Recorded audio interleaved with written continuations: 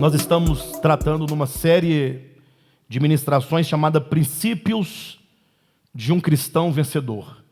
Temos apresentado cada domingo um fundamento, ou seja, aquele cristão que entendeu que ele precisa de ser trabalhado profundamente pelo Senhor, que entendeu que precisa ajustar a sua vida, alinhar o seu coração à verdade de Deus, num relacionamento autêntico com Cristo, precisa então conhecer quais são os pontos fundamentais que precisam de ser trabalhados, que são princípios que geram um cristão vencedor.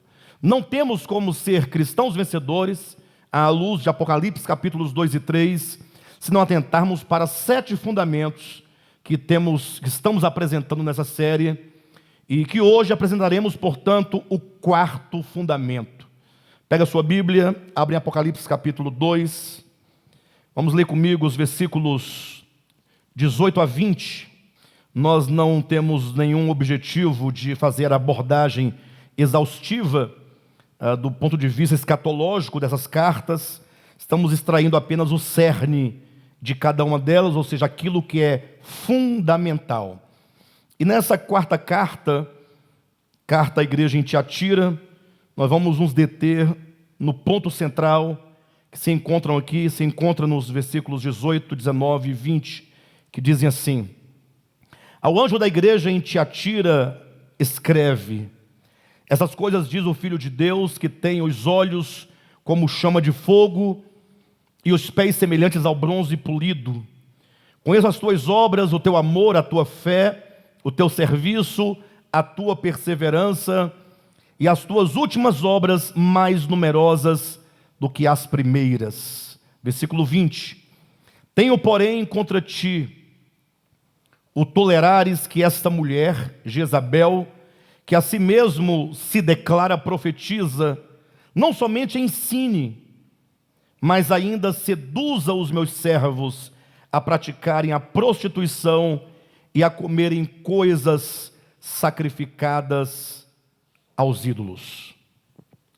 Bem, queridos, o que nos interessa nessa carta, ou pelo menos até esse momento da leitura, é quando o próprio Cristo diz acerca dessa igreja, muito provavelmente a igreja do 4º século da era cristã, quando se instaura o cristianismo enquanto religião oficial de Roma, conhecido como Igreja Católica Apostólica Romana.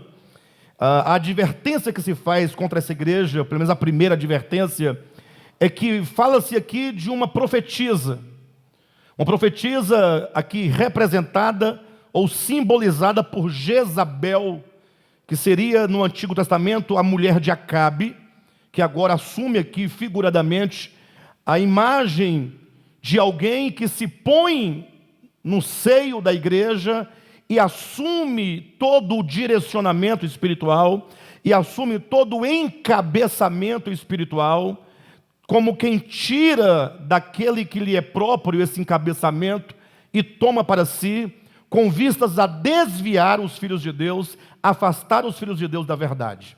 Eu não quero me deter muito na história de Jezabel, porque nós temos um longo texto para tratar essa noite, que é o texto de Colossenses capítulo 2, é o texto que nós vamos desenvolver hermeneuticamente para compreender a ideia do encabeçamento de Cristo sobre a igreja e sobre cada um de nós individualmente. Mas o fato é que Jezabel, mulher de Acabe, uma mulher pagã com quem o rei de Israel se casou, pela sua história, os irmãos depois lendo a história no livro dos reis, perceberão que ela praticamente assumiu toda a direção do povo de Israel. Todas as maiores decisões que comprometiam o reino de Deus pelo povo de Israel foi tomado por Jezabel. Ela perseguiu os profetas de Deus, ela mandava matar os profetas de Deus e ela fez desviar o povo de Deus do seu caminho. Por isso que no Apocalipse aqui é dito que num dado momento da história da igreja haveria de ter uma figura central, humana, perversa, maligna, que à semelhança de Jezabel iria usurpar o encabeçamento de Cristo. Por isso que o tema e o 4º fundamento de hoje é manter-se sob o encabeçamento de Cristo. Ou seja, para ser um cristão vencedor, temos que conhecer o Cristo de Deus quanto o cabeça da igreja, enquanto o cabeça de todas as coisas. E não somente precisamos conhecer a Cristo enquanto cabeça de tudo, mas também precisamos nos submeter ao encabeçamento de Cristo, um submeter-se diretamente a Cristo e tomarmos um cuidado imenso de que nenhuma pessoa, nenhuma doutrina, nenhuma instituição possa se colocar sobre nós para nos governar, porque quando você deixa de se submeter a Cristo para se submeter a qualquer pessoa, instituição, ensinamento ou qualquer outra coisa que não seja o próprio Cristo, você então erra também com respeito a esse encabeçamento. Então, há uma advertência contra os que querem se impor como cabeça sobre nossas vidas, para nos tirar do encabeçamento de Cristo, e há também uma advertência a nós, para que nós não nos permitamos sermos colocados debaixo de nenhuma direção, de nenhum encabeçamento que não seja o do próprio Cristo. Abra sua Bíblia na carta de Paulo aos Colossenses. Vamos usar o capítulo 2 de Colossenses para desenvolver a ideia desse encabeçamento de Cristo. Vamos trabalhar praticamente o capítulo 2 inteiro, ou mais propriamente até o versículo 19, quase todo o capítulo. Esse capítulo eu escolhi porque ele retrata com bastante clareza a ideia de Cristo enquanto cabeça e trabalha várias advertências a nós com respeito à nossa relação com Cristo. Falar de Cristo enquanto o cabeça é falar da posição de Cristo em relação a todas as coisas. E falar dessa posição de Cristo é também falar da nossa posição em relação a Cristo, que é o cabeça de todas as coisas. Eu vou ler com os irmãos, tá bom? São apenas 19 versículos. Em seguida nós começamos a fazer passo a passo a exegese do texto, apresentando pelo menos 4 advertências acerca de Cristo enquanto cabeça para as nossas vidas. Diz assim o texto: gostaria, pois, que soubesseis com grande luta venho mantendo por vós, pelos laodicenses e por quantos não me viram face a face, para que o coração deles seja confortado e vinculado juntamente em amor, e eles tenham toda a riqueza da forte convicção do entendimento, para compreenderem plenamente o mistério de Deus, Cristo, em quem todos os tesouros da sabedoria e do conhecimento estão ocultos. Assim digo, para que ninguém vos engane com raciocínios falazes, pois embora ausente quanto ao corpo, contudo em espírito estou convosco, alegrando-me e verificando a vossa boa ordem e a firmeza da vossa fé em Cristo. Ora, como recebeste Cristo Jesus o Senhor, assim andai nele radicados e edificados e confirmados na fé, tal qual fostes instruídos, crescendo em ações de graças. Cuidado que ninguém vos venha a enredar com suas filosofias, conforme a tradição dos homens, conforme os rudimentos do mundo, e não segundo Cristo. Porque nele habita corporalmente toda a plenitude da divindade. Também nele estáis aperfeiçoados. Ele é o cabeça de todo o principado e potestade. Nele também fossem circuncidados, não por intermédio de mãos, mas no despojamento do corpo da carne, que é a circuncisão de Cristo. Tendo sido sepultados juntamente com ele no batismo, no qual igualmente fostes ressuscitados, mediante a fé no poder de Deus, que o ressuscitou dentre os mortos. E a vós outros que estáveis mortos, pelas vossas transgressões e pela incircuncisão da vossa carne, vos deu vida juntamente com ele, perdoando todos os vossos delitos, tendo cancelado o escrito de dívida que era contra nós, e que constava de ordenanças, o qual nos era prejudicial, removeu-o inteiramente, encravando-o na cruz, e despojando os principados e as potestades, publicamente os expôs ao desprezo, triunfando deles na cruz. Ninguém, pois, vos julgue por causa de comida e bebida, ou dia de festa, ou lua nova, ou sábados, porque tudo isso tem sido sombra das coisas que haviam de vir, porém o corpo é de Cristo. Ninguém se faça árbitro contra vós outros, pretextando humildade e culto dos anjos, baseando-se em visões, enfatuado, sem motivo algum em sua mente carnal, não retendo a cabeça, da qual todo o corpo, suprido e bem vinculado por suas juntas e ligamentos, cresce o crescimento que procede de Deus. Diga amém. Um texto rico. Eu preciso que os irmãos atentem para essa ministração. Paulo nos trará algumas advertências com respeito à nossa relação com Cristo, acerca da nossa fé. E Paulo, primeiramente, ele começa logo no versículo 1, ele diz: gostaria, pois, que soubesseis quão grande luta venho mantendo por vós, pelos laodicenses, e por quantos não me viram face a face. Ou seja, Paulo diz que falar sobre o Evangelho, falar de verdades profundas acerca do Evangelho, falar acerca de Cristo, é certamente travar uma grande luta. Não existe pregação do Evangelho sem que se trave uma luta. E essa luta se manifesta e acontece de diversas maneiras. Talvez no primeiro século, no tempo dos apóstolos, havia o problema da perseguição à fé cristã. Havia aqueles que perseguiam os que professavam o nome de Jesus Cristo.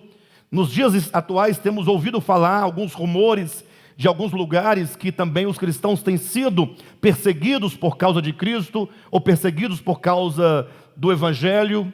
Mas a maior luta que se trava quando o assunto é a pregação do Evangelho, é a verdade de Deus, a maior luta acontece dentro de nós mesmos, que dizemos e que cremos no Evangelho.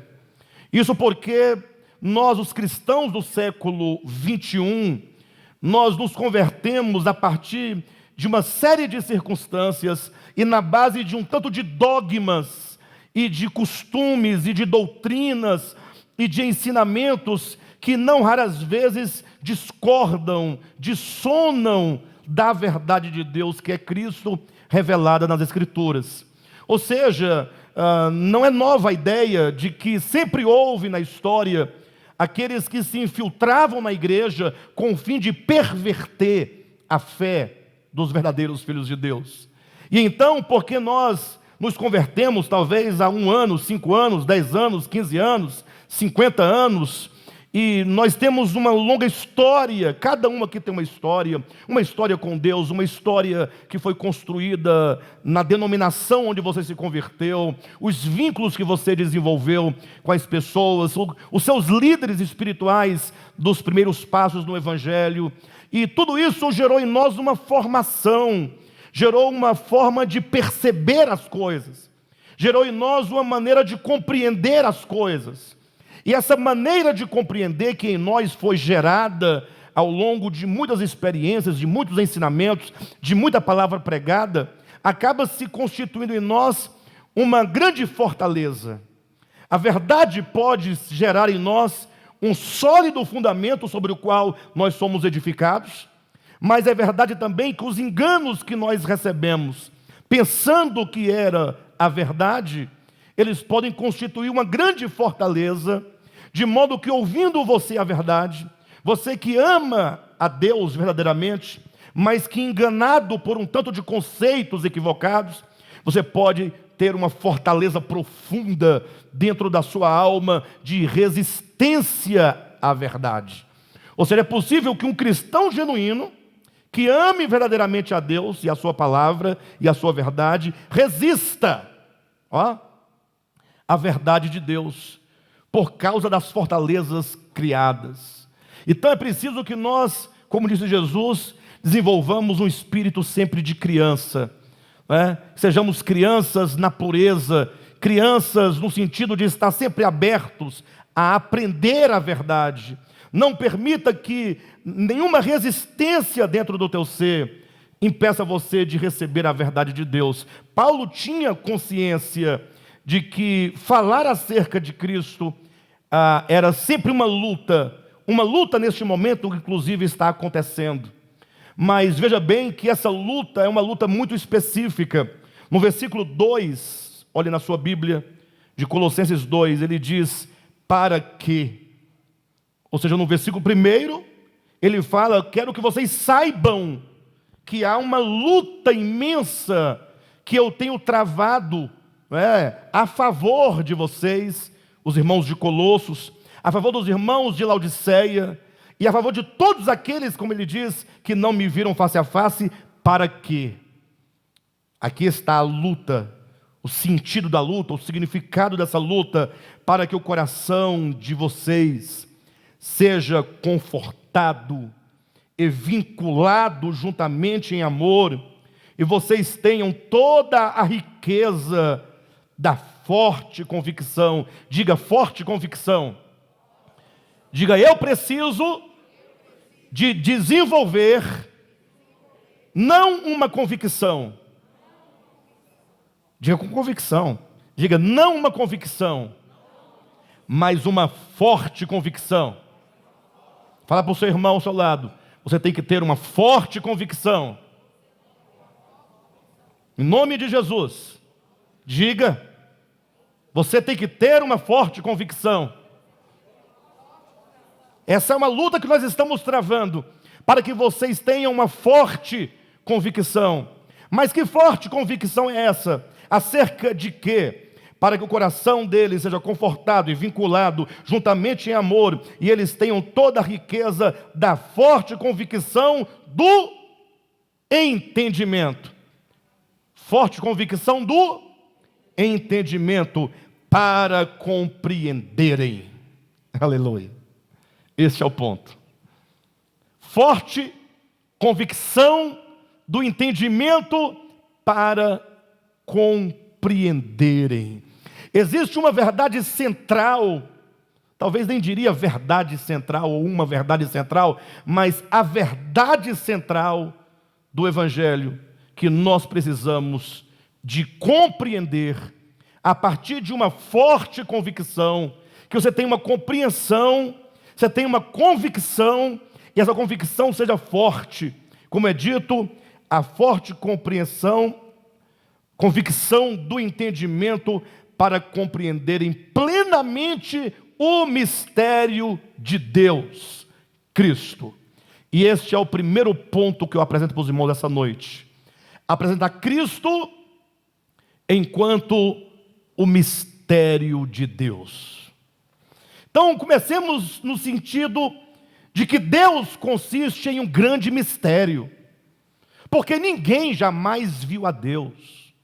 Imagine que em toda a história da humanidade sempre houve profetas, e sempre houve profetas de diversas religiões, mas a grande questão é, quantos profetas, seja de qual for a religião, seja de qual for o segmento, quantos desses profetas podem falar com exatidão acerca daquele que é um mistério?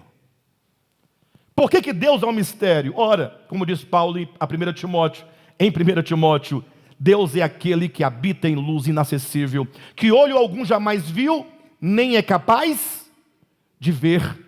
Ora, se ele habita em luz inacessível, se olho algum jamais viu, nem é capaz de vê-lo, quem pode falar por ele? Como está aí também em capítulo 3 de Mateus, versículo 13, que ninguém jamais subiu aos céus. Quem é que pode falar acerca dele, se ninguém esteve com ele? O próprio Moisés, que foi um grande servo de Deus no Antigo Testamento, acerca dele está dito em João capítulo 1, versículo 17, que a lei foi dada por intermédio de Moisés, agora a graça e a verdade vieram por meio de Jesus Cristo. Por Moisés veio a lei, que é sombras e figuras, mas por meio de Cristo veio a graça e veio a verdade. Por isso o versículo seguinte diz, e ninguém jamais viu a Deus. A lei foi dada por intermédio de Moisés, e ninguém jamais viu a Deus. E a graça e a verdade vieram por meio de Jesus Cristo. E se ninguém jamais viu a Deus, é dito o Filho unigênito. Ou para ser mais preciso, o Deus unigênito, que está no seio do Pai, foi quem o revelou. Ou seja, quando diz, para compreenderem plenamente o mistério de Deus, Cristo, nós temos aqui primeiramente, Cristo, enquanto aquele que revela Deus, é um mistério. Ou seja, Cristo está envolvido em um tanto de mistérios, a começar pela sua encarnação, que não passou por um processo meramente humano, porque ele não foi concebido a partir de um homem, mas foi concebido pelo poder do Espírito Santo. Todo o ministério de Cristo estava envolvido em vários mistérios, porque nada acontecia a partir de mecanismos humanos, forjados, religiosos, mas era sempre uma ação sobrenatural de Deus por meio dele. Mas por outro lado, esse Cristo que se revela ao mundo, que manifesta o Pai ao mundo, ele está aqui a mostrar a nós Deus que é um ser misterioso. Isso porque Paulo, preste atenção, em Colossenses capítulo 1, versículo 13, ele diz assim que Cristo é a imagem do Deus invisível. A gente lê a Bíblia, às vezes não para atentar para esses detalhes, né? O Deus invisível. O que significa Deus invisível? Deus não visível. Invisível é o mesmo que dizer não visível. Ou seja, Deus não está para nenhuma faculdade humana, para nenhum sentido humano. Ele não pode ser visto pelos olhos carnais. A maior prova de que ele não pode ser visto é que é dito em Mateus capítulo 5, bem-aventurados os limpos de coração, porque estes verão a Deus. Ah, pastor, mas que contradição é essa? Acabou de falar que ninguém pode ver a Deus. Você cita o texto agora que diz que eles verão a Deus. Mas veja, bem-aventurados limpos, porque verão a Deus. O que impede o homem de ver a Deus? Um coração impuro. Essa impureza é que cega os olhos do coração. É com os olhos do coração que se vê a Deus, e não com os olhos físicos, não com os sentidos físicos. Mas o fato é que, não podendo ser visto o eterno, porque ele é o Deus invisível, Cristo é a expressão exata. Hebreus capítulo 1, versículo 13 também nos diz que Cristo é a expressão exata do Pai. Por isso que em Apocalipse também capítulo 3, versículo 14, quando Cristo fala ali à igreja de Laodiceia, quando ele se apresenta àquela igreja, ele diz, assim diz o Amém, assim diz a testemunha fiel e verdadeira. Ou seja, existe uma testemunha, existe alguém que esteve com o eterno. Mas não é que ele esteve em algum lugar do espaço, não, é porque o Filho é o Deus unigênito que está no seio do Pai, no coração do Pai, no âmago do Pai, e portanto é Ele que agora traz o Pai ao homem, que manifesta o Pai ao homem. Certa ocasião estava Jesus com seus discípulos, quando então Jesus falando acerca do Pai, porque Ele veio revelar o Pai, Ele veio mostrar o Pai, e num dado momento um dos seus discípulos falou, Senhor, faz o seguinte, mostra-nos o Pai e isso nos basta. Vocês têm ideia do sentido dessa palavra? Parece que esse discípulo estava tão cansado de ouvir falar que Jesus veio do Pai, que essa era a vontade do Pai, e parece que ele teve coragem de falar, tá bom, para um pouquinho, faz o seguinte, mostra o Pai, poxa, e está resolvido. Porque você fala que veio do Pai, mas nunca mostra o Pai. Sabe aquela pessoa que fala e você fica esperando que uma hora ela apresente aquilo, mas fica só conversando? Senhor, mostra-nos o Pai, e isso nos basta. O que Jesus respondeu? Há tanto tempo que eu estou convosco, e não me tendes conhecido? Quem vê a mim, vê ao Pai. E aqui eu lanço um desafio para vocês. Quem, em toda a história da humanidade, qual profeta em toda a história da humanidade qual místico em toda a história da humanidade pôde falar ou pode falar: quem vê a mim, vê o Pai? Só Jesus Cristo. Porque quem vê a Cristo está vendo a medida exata daquilo que o Pai é. Pastor, não estou entendendo onde é que você quer chegar. É que tudo que dizem acerca de Deus, seja em qual for o tempo, sempre vem em menor medida ou em maior medida. Sempre se subtrai ou sempre se adiciona alguma coisa. O fato é que nenhum homem pode falar com exatidão aquilo que o Pai é em realidade, em plenitude. Mas Cristo, enquanto a testemunha, aquele que está no seio do Pai, aquele que conhece o Pai, mas ele não é qualquer testemunha, ele é a testemunha fiel e verdadeira.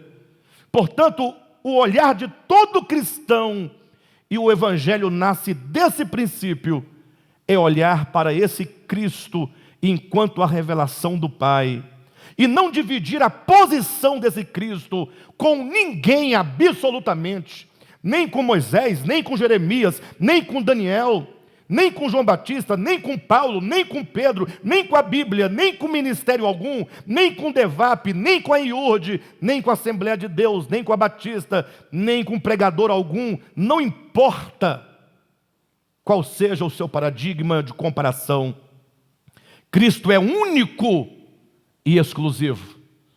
A fé do cristão, de acordo com a revelação do Novo Testamento, deve estar voltada, vinculada, alicerçada, única e exclusivamente nessa revelação de Deus na pessoa de Jesus. Infelizmente, os crentes defendem muitas coisas sagradas, muitas coisas boas, ou que foram boas no seu tempo. E em nome dessa ânsia de defender a Deus, de defender a verdade, eles acabam sendo defensores de um tanto de coisas, tendo Cristo como apenas uma das coisas a que ele defende, a que ele se devota, a que ele serve. O cristão não tem outro fundamento, não tem outra direção, não tem outra aferição daquilo que é Deus. E aí, nesse momento, Paulo nos traz, portanto, a primeira advertência. Capítulo 2, versículos 4 a 7. Diante disso, ele diz: assim digo, para que ninguém vos engane com raciocínios falazes. Esse Cristo que Paulo apresenta, olha o versículo 3. Em Cristo, em quem todos os tesouros da sabedoria e do conhecimento estão ocultos. Todos os tesouros da sabedoria e do conhecimento, todos estão em quem? Ora, se todos estão em Cristo, o que sobrou para mim, Alexandre? E para você? E para o Francisco, Papa Francisco? O que sobrou para o Macedinho? Sobrou o quê? Não, assim, mas algum conhecimento que não esteja em Cristo, esteja... Alguém que possa dizer: eu tenho algo a ensinar de Deus para você, que não esteja em Cristo, que exceda a medida de Cristo. O que sobrou para Moisés, para Josué, Samuel... Pastor, mas está falando mal? Não, não é falando mal. Eu estou conferindo o lugar único e exclusivo a Cristo, que é só dele.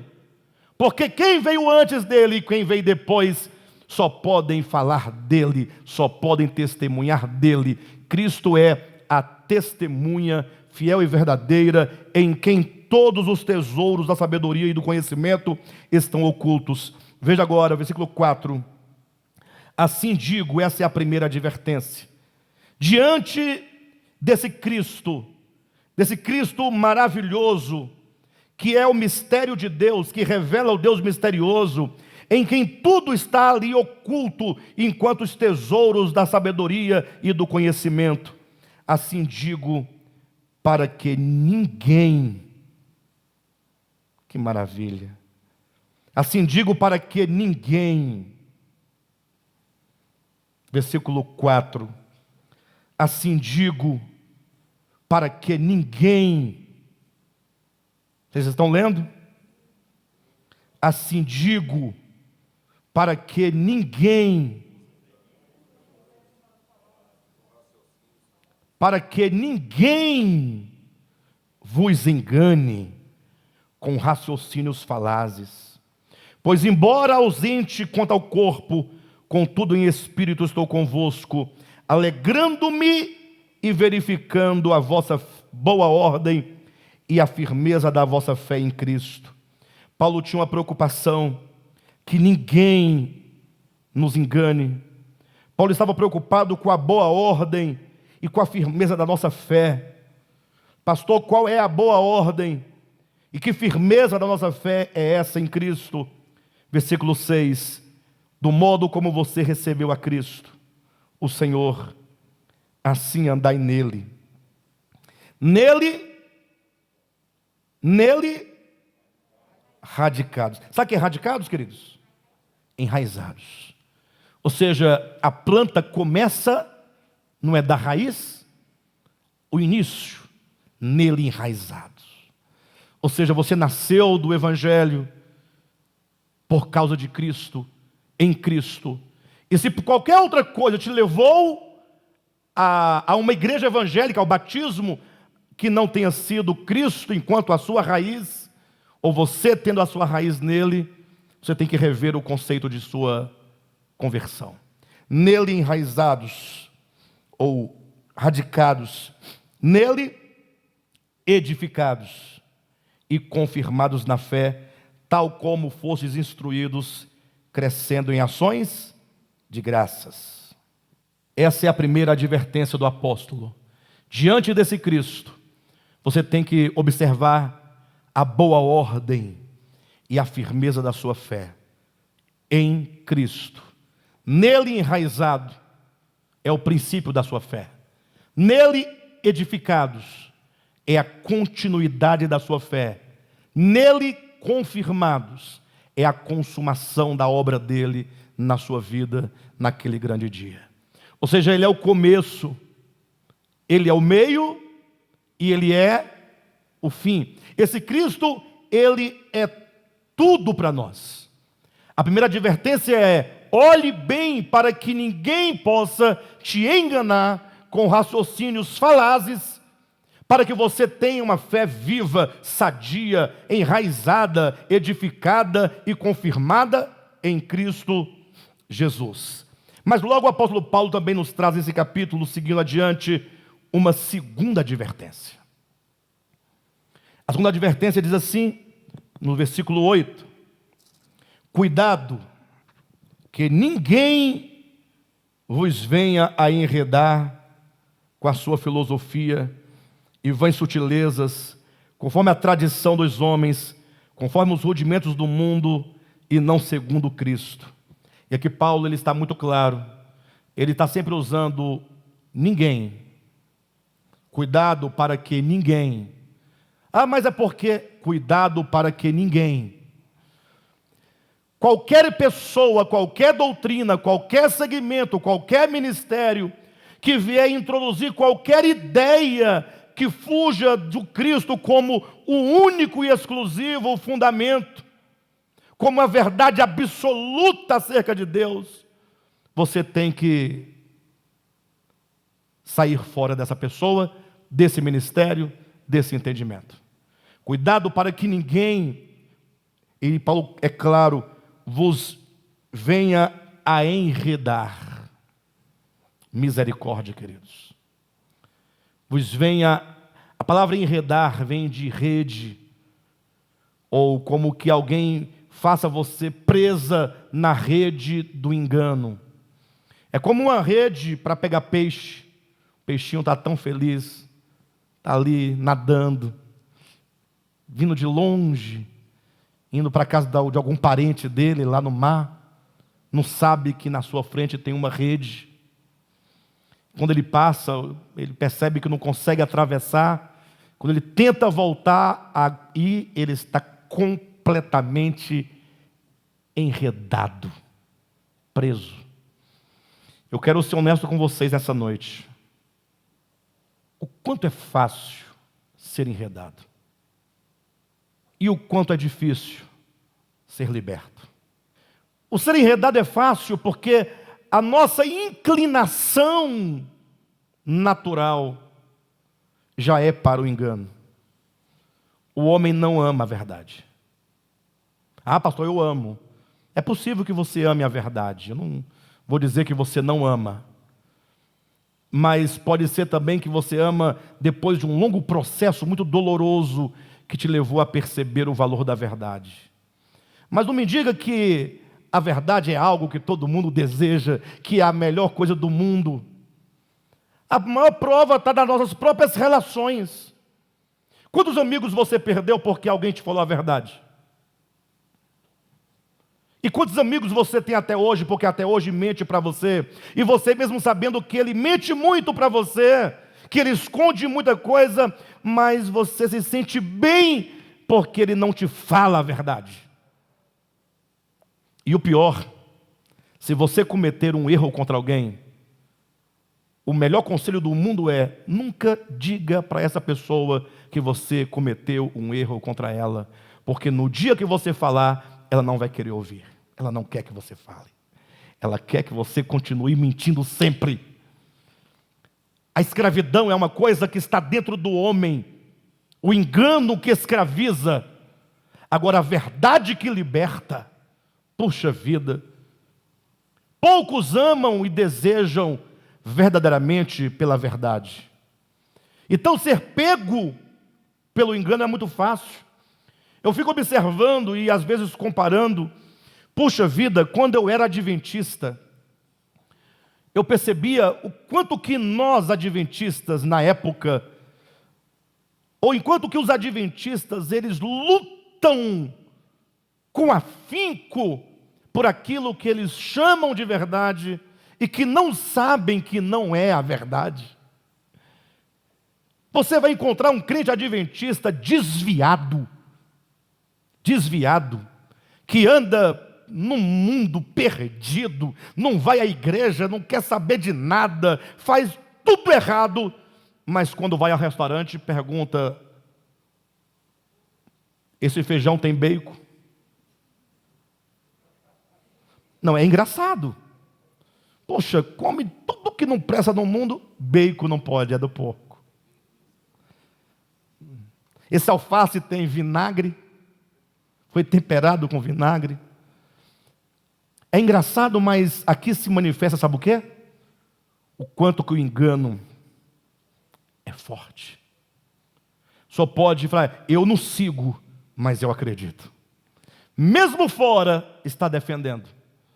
Mas quando vem a verdade, que a verdade entra, que a verdade ilumina, que ela nos liberta, que tira o ranço, que tira tudo, ficamos tão preguiçosos em relação à verdade. Não temos ânimo para seguir a verdade, para falar a verdade, para pregar a verdade, para anunciar a verdade. Ficamos negligentes. Por isso que Paulo diz: cuidado para que ninguém te enrede com a sua filosofia, vãs sutilezas e etc. E não segundo Cristo. E não segundo Cristo quer dizer, você deve se tornar uma presa da verdade, cativo da verdade.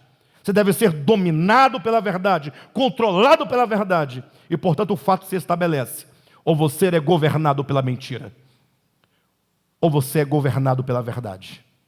Ou você é cativo do engano, ou você é cativo da verdade. Não existe meio termo. E ele continua dizendo, versículo 9: porquanto nele habita corporalmente toda a plenitude da divindade. Olha no capítulo 1 de Colossenses, versículo 19, aí ao lado. Porque aprove a Deus que nele residisse toda a plenitude. Em 1,19 diz que em Cristo habita toda a plenitude. Em 2,9 diz que nele habita toda a plenitude da divindade. Ora, se nele habita toda a plenitude da divindade, e no capítulo 1, versículo 9, diz que nele habita toda a plenitude, eu pergunto, o que está fora de Cristo? O que está fora de Cristo? Toda a plenitude, tudo está nele. Esse é o Cristo do Evangelho. E por que nós precisamos de alguma coisa a mais, além deste que é a plenitude de todas as coisas, ou em quem há a plenitude de todas as coisas? Se você continuar, capítulo 2, versículo 10, também nele estáis aperfeiçoados. O que significa dizer que você está aperfeiçoado nele? Significa que, porque ele é a plenitude de todas as coisas, porque nele habita a plenitude de todas as coisas, porque nele habita a plenitude da divindade, se você está nele, nele você está aperfeiçoado, você está completo, você de nada mais precisa. Esse é o Cristo do Evangelho. E aí o apóstolo Paulo segue no versículo 11 em diante, demonstrando tudo o que você tem nele. Nele você foi circuncidado.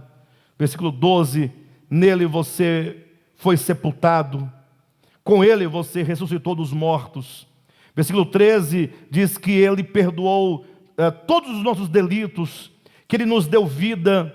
Versículo 14 e 15 diz que ele realizou a grande obra de libertação, quando ele na cruz expôs a vergonha eternamente os principados e potestades, removendo o escrito de dívida que era contra nós, e ele removeu inteiramente, encravando-o na cruz. Ora, se esse Cristo é tão pleno, pleno no ser, pleno nas suas obras, cuidado, essa é a segunda advertência, para que ninguém faça você presa de qualquer coisa que não seja Cristo. Não seja presa do sábado, do sétimo dia. Não seja presa da carne do porco. Não seja presa do véu. Não seja presa do dom de línguas. Não seja presa do calvinismo. Não seja presa do arminianismo. Não seja presa do pós-tribulacionismo. Não seja presa de absolutamente nada. Não faça compromisso, não tenha compromisso, não seja servo, não seja advogado de qualquer coisa. Seja discípulo do Cristo, porque Ele é tudo. Mas temos que crescer no entendimento, conceber a grandeza desse Cristo, para que todas as coisas percam o valor. Foi o que Paulo diz em Filipenses, que ele deixou tudo. E esse tudo era coisas muito grandes lá para um hebreu. Deixou tudo por causa da sublimidade do conhecimento de Cristo, o meu Senhor. Essa é a base, essa é a segunda advertência. Mas segue uma terceira advertência, capítulo 2 de Colossenses, versículos 16 e 17. Ninguém, pois, vos julgue por causa de comida e bebida, ou dia de festa, ou lua nova, ou sábados, porque tudo isso tem sido sombra das coisas que havia de vir, porém o corpo é de Cristo. E aqui ele vai um pouco mais além, porque se até então ele falou que você podia se tornar presa, no caso de filosofias, de sutilezas, de rudimentos dos homens, ele agora fala acerca do Antigo Testamento. Porque ele coloca: ninguém, pois, vos julgue por causa de comida, bebida, dia de festa, lua nova ou sábados. Ora, o que é esse conjunto de coisas que Paulo coloca? Comida e bebida, sábados, lua nova e festas. Esses 4 elementos aqui elencados é como que compreendesse toda a lei de Moisés. E a lei de Moisés é o esteio do Antigo Testamento. Ou seja, todo o Antigo Testamento se estrutura na lei de Moisés, e a lei de Moisés tem uma síntese: comida e bebida, porque se refere àquilo que se fazia diariamente no templo. Os sábados é o que acontecia semanalmente para os hebreus. Lua nova, o que acontecia mensalmente para os hebreus. E as festas que eram anuais, dia, semana, mês e ano. Essa síntese de toda a lei, Paulo diz, ninguém pôs. Sabe o peso desse pôs? Ninguém, versículo 16, ninguém pôs. Quem sabe o peso desse pôs? Ninguém pôs. Esse pôs quer dizer diante da grandeza do Cristo, em quem todos os tesouros da sabedoria e do conhecimento estão ocultos.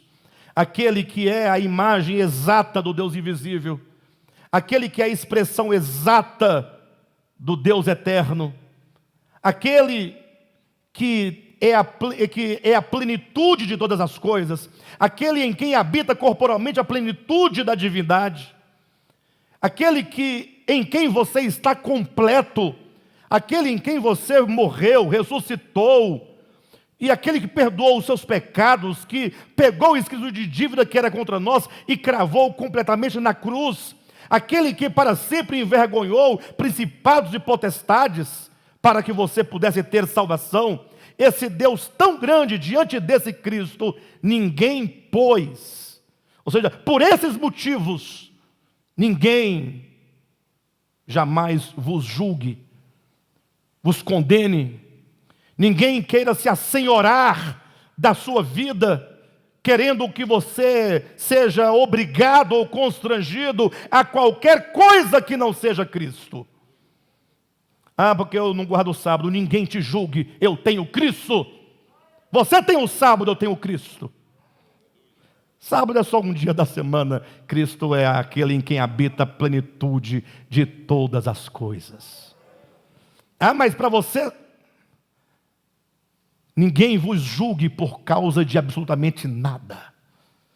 Não se submeta a nenhum jugo de escravidão, porque muitos haverão de querer controlar a sua vida a partir daquilo que não é Cristo. Vão criar muitas doutrinas para que você siga aquelas doutrinas que não é o próprio Cristo. E vão se assenhorar de você. E você vai ficar com medo dessas pessoas.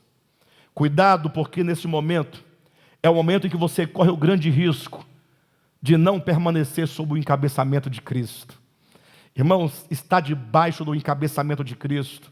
A ideia de Cristo enquanto cabeça não é uma mera metáfora, mas é uma ideia da origem, da fonte, de tudo aquilo que você precisa para o seu crescimento espiritual. Só para os irmãos terem uma ideia, olhe na sua Bíblia em Colossenses capítulo 2, versículo 19, e não retendo a cabeça, pegue só essa partezinha, a cabeça, da qual todo o corpo, a cabeça da qual todo o corpo, se você está no corpo, e esse corpo tem uma cabeça que é Cristo, a cabeça da qual todo o corpo, suprido e bem vinculado por suas juntas e ligamentos, cresce o crescimento que procede de Deus. É dessa cabeça que procede tudo o que você precisa para a sua salvação, para a sua existência, para os seus relacionamentos. Procede do cabeça que é Cristo. Sair, portanto, de debaixo desse encabeçamento é privar-se de receber todo o suprimento necessário, não somente para a sua existência humana, mas sobretudo para a sua vida espiritual. Por isso que Paulo vai dizer, agora na quarta advertência, versículo 18, olha o que ele está dizendo aqui: ninguém se faça árbitro contra vós outros. A grande questão aqui que Paulo está colocando é, olha, presta atenção, olhe bem para mim. Em Cristo habita a plenitude de todas as coisas. Diga amém. Em Cristo habita a plenitude da divindade. Diga amém. Cristo realizou todas as obras necessárias para a sua salvação. Diga amém. Esse Cristo, então, veja bem, dele é que procede tudo o que você precisa. E é sob o seu encabeçamento e autoridade que você deve estar. Ele é o Senhor da sua vida. O Evangelho diz: aquele que confessar a Jesus como Senhor. E só há um Senhor. Você não pode ter outro Senhor. Você não pode ter outro cabeça. Você não pode ter outro governo. Nada sobre a sua vida que não seja o próprio Cristo, o cabeça. Agora vem a questão: cuidado, para que ninguém faça você uma presa da sua filosofia, da sua teologia. Ele diz: cuidado para que ninguém te julgue por causa de qualquer coisa que não seja Cristo. E agora, na quarta advertência, ele diz: ninguém se faça árbitro contra vós outros. Ele está dizendo: muitos vão querer conduzir você. Está ouvindo? Você está ouvindo? Dudu está ouvindo? Melquisedeque, presta atenção. Não vão faltar pessoas para querer dominar a sua vida. Falar o que você deve comer, o que você deve vestir, onde você pode andar, o instrumento que você pode tocar, quanto de dinheiro que você tem que dar. Não vão faltar pessoas. Mas como que o Melque, uma pessoa tão esclarecida, pode se submeter à condução de alguém que se faz juiz sobre a vida dele? Alguém que quer arbitrar na sua vida, decidir na sua vida. Tem até uma ideia de: fulano é a minha cobertura espiritual. A minha cobertura é Cristo. É Ele que está sobre a minha cabeça. E para que servem os pastores? Os pastores são aqueles que estão ao seu lado caminhando no dia a dia, e por causa de um motivo ou outro, Deus sabe, Ele pode te ajudar com uma palavra, com uma orientação, mas não pode ser juiz da sua vida, mas não pode ser cabeça da sua vida, não pode ser a tua direção, porque você é discípulo de Cristo. Mas como pode o Melque, uma pessoa esclarecida, se submeter? Se simplesmente alguém falar assim: ó, Melque, a partir de hoje eu vou comandar a sua vida, você vai me obedecer. Presta atenção. Tudo que eu vou te ensinar, o que comer, o que vestir, como fazer, o que não fazer, onde pegar, onde não pegar, vai por mim. Ele vai aceitar? Ele vai aceitar? A partir de hoje eu vou conduzir sua vida. Ele vai aceitar? Não vai aceitar. Ninguém aceita, a não ser que a pessoa chegue de uma outra forma. De que forma? Capítulo 2, versículo 18. Vou mostrar a forma para vocês. Ninguém se faça árbitro contra vós outros. Primeiro, pretextando humildade. Quando você olha para aquela pessoa e você acha que ela é mais humilde que você, que ela é mais espiritual que você, que ela ora mais que você, que ela é um pastor e você não é nenhum diácono, a ideia. O fulano é pastor, mas eu não sou nem diácono, eu tenho que ouvir. Eu não estou ensinando ninguém a se revoltar contra líderes. Não. Não distorçam o meu pensamento nem minhas palavras. Amem os líderes. Inclusive obedeçam aos líderes, como está em Hebreus, no capítulo 13. Mas não deixe que eles façam presa de você, nem que eles sejam o seu cabeça. Devemos honrar os líderes, tanto quanto honramos nossos pais, na mesma proporção. Mas devemos estar sempre muito claros para dizer como Pedro, em Atos capítulo 16, versículo 31, quando ele disse, quando aquelas autoridades falaram: não pregue mais o nome de Jesus, e eles disseram: importa antes obedecer a Deus do que aos homens. Em outras palavras, nós respeitamos as autoridades constituídas, mas o meu cabeça é Cristo, e importa obedecer a Cristo, a autoridade. Quando qualquer autoridade Seja pai, mãe, presidente da república, partido político, pastor, bispo, apóstolo, seja o que for, se ele quer te colocar contra Cristo, ou quer que você siga Cristo e mais alguma coisa, você tem que responder: o meu cabeça é Cristo e importa antes obedecer a Cristo que aos homens. Entenda o que eu estou dizendo. Não estou ensinando ninguém a se revoltar, brigar, xingar. Não, não é isso. Mas é que você tenha clareza. Então essas pessoas vêm para você, primeiramente com um ar de humildade, pretextando humildade. Humildade. Quanto maior a Bíblia, aquelas biblionas grandes, suja, viver nos montes, no óleo, na oração, você se sente um pecador diante de uma pessoa dessa. Aqueles paletó cheios de poeira, uns cocó que parecem uma sucuri na cabeça. Não tem isso? Um hálito que só Jesus na causa, porque ele está 3 dias no óleo, sem comer, sem beber e sem escovar os dentes. É verdade, eu não estou brincando. Aí você fala assim: gente, essa pessoa, se ela não teve com Deus, ninguém mais teve. Mas não é? Aí você vai se submeter. Eis que eu falo contigo. Aí você chega, já estende a mão, pretextando humildade. E o pior, culto dos anjos. Eu ia perguntar, quem já viu o anjo aqui? Eu imaginei que 2 pessoas iam levantar a mão. Aí ia estragar a minha conversa. Ou então eu tinha que falar: viu coisa nenhuma, para de bobagem. Vai. A ideia do indivíduo: eu estou vendo um anjo descendo. Para de brincar com as coisas sérias. Você não está vendo nada. Conversa fiada. Pastor, não blasfema. Para de brincar com coisa séria. Você não está vendo nada. Pastor, eu já vi.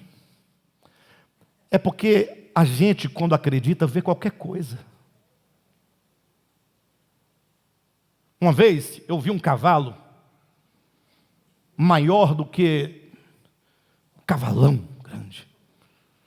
Eu era pequeno, fiquei assustado. Um cavalo dentro de casa, porta trancada.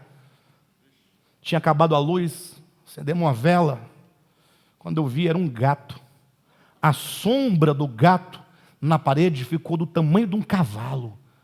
Mas o medo era tão grande, e a minha infantilidade também, que eu via cavalo. Pastor, você quer dizer que ninguém vê anjo?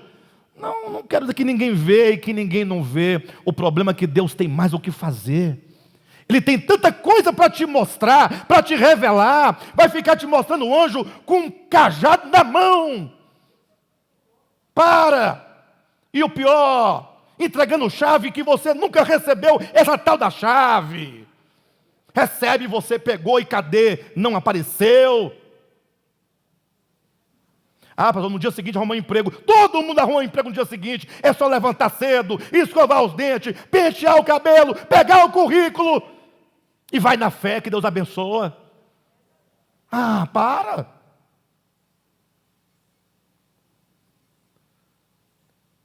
Culto dos anjos.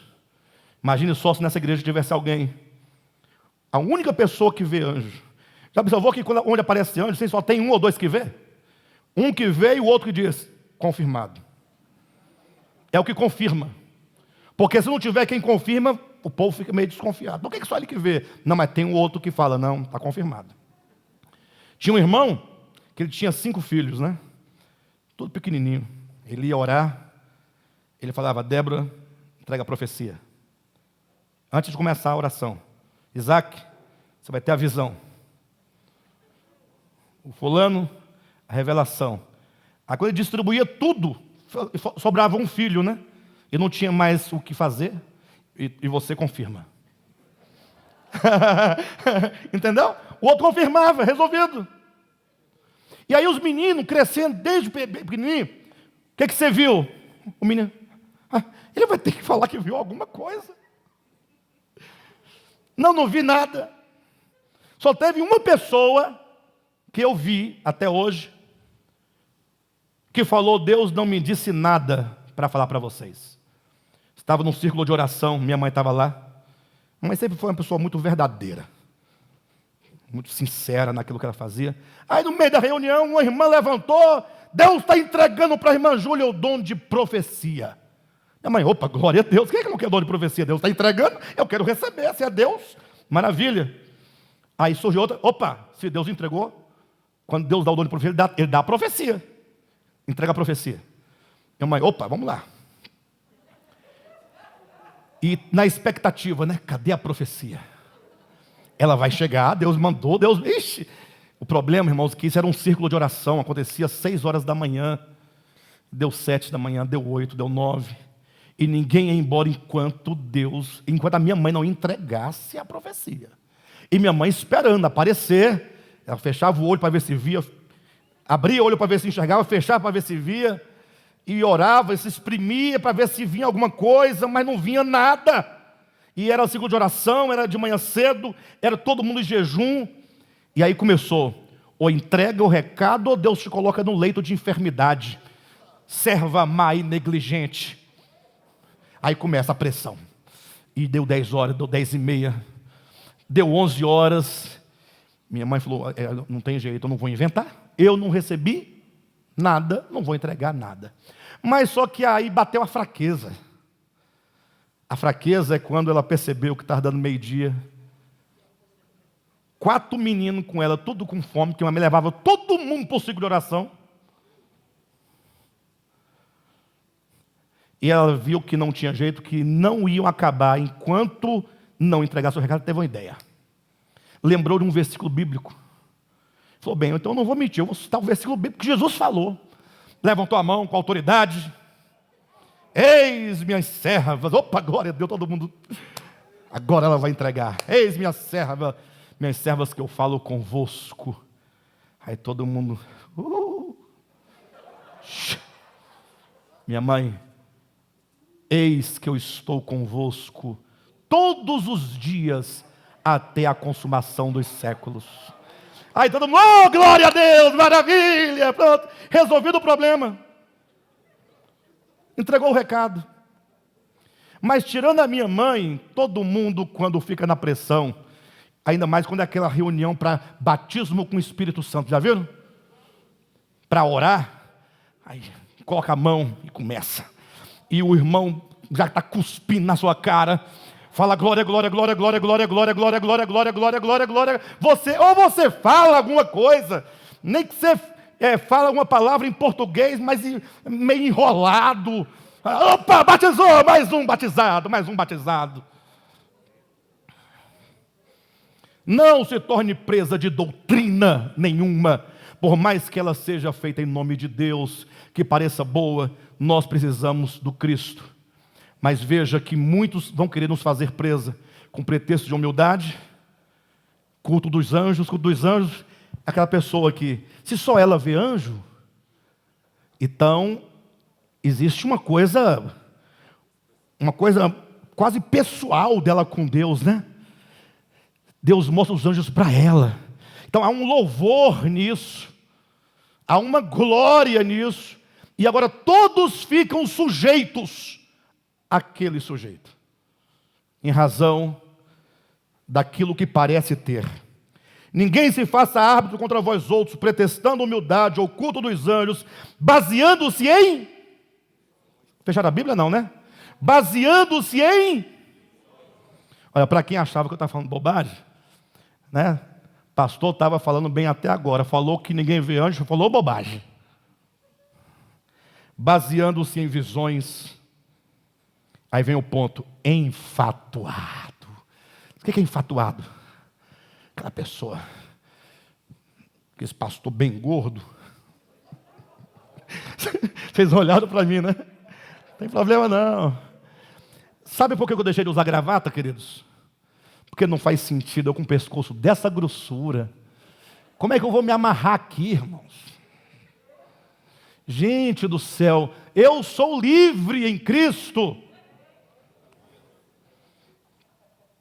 Aquela pessoa chega a estar inchada, mas não é de gordura não, é de orgulho. Aquela pessoa empanturrada, porque ela é que comanda, ela é que fala com Deus. Fala, papai. Sim, papai. Para de bobagem. Quando eu chego nesses lugares que tem essas pessoas assim, uma vez eu fui ao monte, né? Eu ia muito ao monte antigamente, mas com entendimento já sadio, já maduro. Estava numa ocasião, aí estava aquele sol quente, eu cansado, eu falei, vou lá na tenda do pastor Sena. Chegou lá, tinha um irmão acabando uma reunião, chamou todo mundo para cá, vem. Eu chegando, vem, pode vir, varão, pode vir. E eu de óculos escuros, bem sério, minha cara não é boa. Eu sorrindo, a cara não é muito boa. E aí coloquei a mão no bolso e estou aqui olhando para ele. Aí ele começou de lá, para cada um entregando um recado. Todo mundo chorando, gritando, e ele falava uma coisa. E os recados não tem nada com nada. Deus não fala nada de futuro para ninguém, porque não é Ele. Deus fala tudo o que ela quer ouvir, mas nada que ela precisa receber. E eu estou aqui esperando ele chegar na minha vez. Em vez de quando ele abre o olho e me olha de longe, e eu observando, eu não estou nem chorando, nem tremendo, nem estendendo as mãos. Quando ele chega na minha frente, eu olho para ele, Deus te abençoe, varão, partiu para a próxima. Lógico. Outra vez eu estava numa igreja, eu fui pregar numa igreja em Valparaíso. Os irmãos já imaginam a mensagem, né? Aquele culto frio numa igreja pentecostal. De quem é a culpa? É do pregador. O pregador é que é frio. Né? Eu não falei, não vou fazer ninguém gritar. Até que eu sei fazer o povo chorar e gemer. Sei, é a coisa mais fácil. Tocar na emoção, ainda mais quem tem uma certa habilidade para criar umas conversas. Conclusão, quando acabou, uma coisa assim, meio devagar. Palavra boa, mas a recepção. O pastor falou assim, pastor Alexandre, aqui nós costumamos acabar a reunião, os irmãos fazem a fila e nós fazemos oração por eles. Então hoje, diferentemente, vamos ter duas filas. Uma que eu vou orar, a outra o pastor Alexandre vai orar. Irmãos, quando eu fiquei do lado de cá para orar na cabeça dos irmãos, a minha fila era maior. Porque todo mundo queria um profeta diferente, porque todo domingo o pastor estava lá falando as mesmas profecias. É um profeta de fora. Aí, quando eu orei pela primeira pessoa, não deu um minuto. Senhor, tu conheces essa vida, abençoa, tal. Segundo, na terceira, eu olhei, minha fila já tinha esvaziado. Mudaram de fila quando perceberam que eu não tinha recado para dar para ninguém. Porque o recado já tinha sido dado antes, né? Por meio da palavra. Está aqui, ó. Ninguém, pois, vos se faça árbitro contra vós outro, pretextando humildade, culto dos anjos, baseando-se em visões, enfatuado, sem motivo algum. Ele está orgulhoso, enfatuado, sem nenhuma razão. E ele diz mais, sem motivo algum, na sua mente carnal. E aí vem o problema sério e o ponto fundamental dessa mensagem. E não retendo a cabeça. Esse aqui que quer fazer ser árbitro, ele faz tudo isso, mas não está debaixo do encabeçamento de Cristo. Pastor, como é que você sabe? Está falando? Veja, o texto é a nossa prova. Aquele que se quer se fazer árbitro, primeiro ponto, quem quer se fazer árbitro contra a sua vida, não conhece o encabeçamento de Cristo. Esse ministério aqui não controla a vida de ninguém. Isso aqui é um ambiente de comunhão. É uma comunidade onde a palavra é falada e cada um servo de Cristo acolhe ou não a palavra, pratica ou não a palavra, mas a palavra vai ser dita sempre, com a mesma verdade, com a mesma intensidade, para que você conheça cada vez mais e você assuma a sua vida espiritual e o seu discipulado em Cristo. Mas pode ficar tranquilo que eu não vou fiscalizar a vida de ninguém. E, por favor, não fiscalize a minha. Aqui tinha uns fiscais antigamente aqui. Deus levou um bocado. Mas não foi para o céu, não. Foi para outras regiões. De todo modo, e não retendo a cabeça, da qual todo o corpo, suprido e bem vinculado por suas juntas e ligamentos, cresce o crescimento que vem de Deus. Então, se tem aqueles que querem se impor sobre você, esses não estão no encabeçamento de Cristo. E o pior, se querendo ser o árbitro contra a sua vida, ou sobre a sua vida, eles trazem toda uma tralha de coisas que não é Cristo. Agora, olhem para mim que eu quero dar uma palavra final, para você que ficou na dúvida. Eu falei algo aqui hoje, tão contundentemente que alguém ficou na dúvida, alguns ficaram na dúvida. Pastor, você fala com tanta segurança que ninguém vê anjo coisa nenhuma. Que garantia é essa que você tem? Você agora se tornou Deus, porque você é que determina. Olhem para mim. Aquela pessoa, a pessoa, qualquer pessoa que não conhece a Cristo, que prega um evangelho misturado, cheio de usos e costumes, dizendo que Deus está mostrando isso na sua casa, porque na sua casa tem um quadro tal, que tem uma coisa na sua vida, porque você está usando uma pulseira. Deus não pode estar falando a essa pessoa. Quando Deus fala ou entrega algo para alguém, Deus entrega a verdade.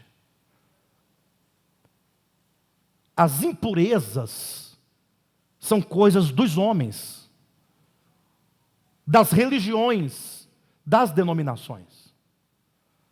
Então é impossível que alguém esteja pregando a lei de Moisés como norma de vida, se assenhorando sobre os outros, lançando maldição sobre os outros, e ainda assim Deus chancele esse tipo de ministério, mandando seus anjos para levar as coisas para eles. Deus não se contradiz. E se alguém viu anjo nessa situação, cuidado, porque Deus não mandou o seu anjo para ratificar a obra de madeira, feno e palha de ninguém. Amém? Ficou grave no final, né? Se você está vendo anjo, porque é o seguinte, imagina só, se entra aqui um anjo agora, e esse anjo vem em espírito de paz, aquela luz, aquela coisa, não estaria a ratificar, a confirmar ou não? É tão de Deus que até os anjos estão presentes. Coisa maravilhosa. E como pode ser isso, se o que está sendo ensinado é um anti-evangelho? Como pode ser? Pensemos nisso. De modo que, para sermos um cristão vencedor, precisamos nos colocar única e exclusivamente sob o senhorio de Cristo e nunca sairmos de debaixo do encabeçamento de Cristo. Amém? Glória a Deus.